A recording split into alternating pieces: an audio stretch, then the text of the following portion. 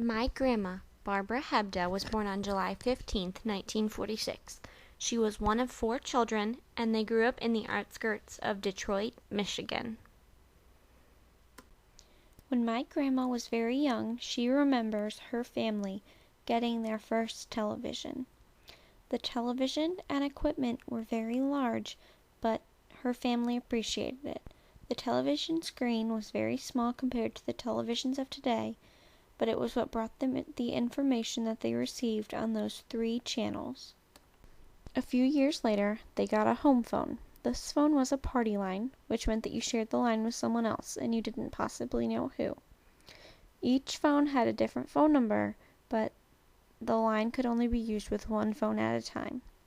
So before my grandma could make a phone call, she would have to make sure that someone else that she shared the line with was not on the line.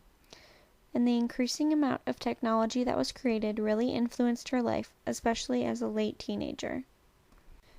As my grandma was growing up, her parents were not too fond of African Americans.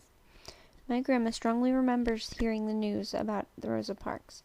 One day, when a white male boarded the bus, Rosa Parks refused to give up her seat, which began the segregation movement.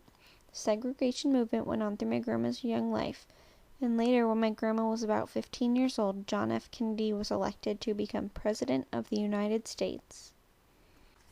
My grandmother and many of her friends looked up to President Kennedy because he was such a young, successful man. They also looked up to him because he was trying to bring the civil rights movement together. He was a very good political speaker, and they believed that he had a lot of great ideas to put into action as president. When my grandma was 17 and a senior in high school, an event occurred that changed her life. On November 22nd, 1963, my grandmother and great-grandmother were out shopping for groceries. While they were out shopping, John F. Kennedy was shot in Texas. They later heard about it on the news, and my grandma was totally in shock and disbelief. She could not believe that someone could just kill such a nice, young, popular, and successful president. As said by my grandmother, it just crushes your spirit. After this occurred, my grandmother thought that America was falling apart and still believes that it has, little by little, since then. And as also said by my grandmother about the assassination of John F. Kennedy, Very heart-wrenching to me, about 3 years after the assassination of President John F. Kennedy, my grandmother met her husband. Then, on her 21st birthday, she received the greatest gift possible, a daughter. This was her one and only daughter, and as my mom was growing up with my grandma, they moved often, but in the same area. They moved around in Michigan and Arizona, but also liked to travel a lot and go on many vacations around the United States. Then, right before my first brother CJ was born in 1992, my grandmother's husband passed away. She then found her new husband and remarried, which is who I have always known as my grandpa. Another moment that made my grandmother say that America was falling apart was September 11th, 2001.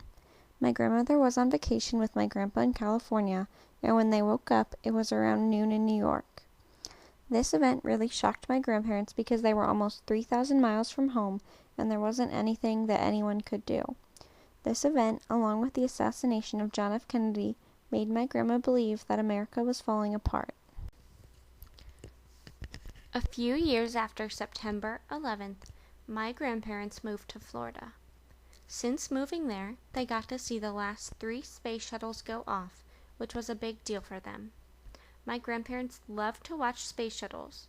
Also, they had been to the Kennedy Space Center many, many times, so being able to see the last 3 space shuttles was a big deal.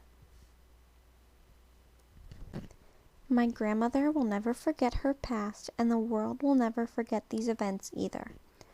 My grandmother will have the chance to share her stories about her reaction to the death of John F. Kennedy and many other life-changing events that she lived through.